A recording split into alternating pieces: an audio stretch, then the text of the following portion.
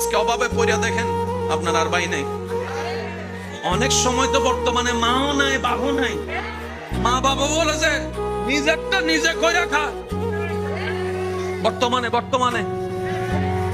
বাস্তব না বাস্তব আপনারা বলেন।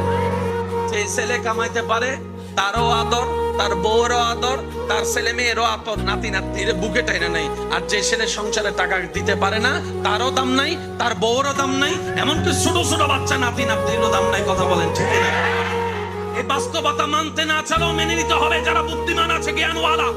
রব বলে যে দিলটা কাউকে দিস না যারা ভেঙে দিতে পারে, বরং দিলটা আমি রবের নামে ছেড়ে দে।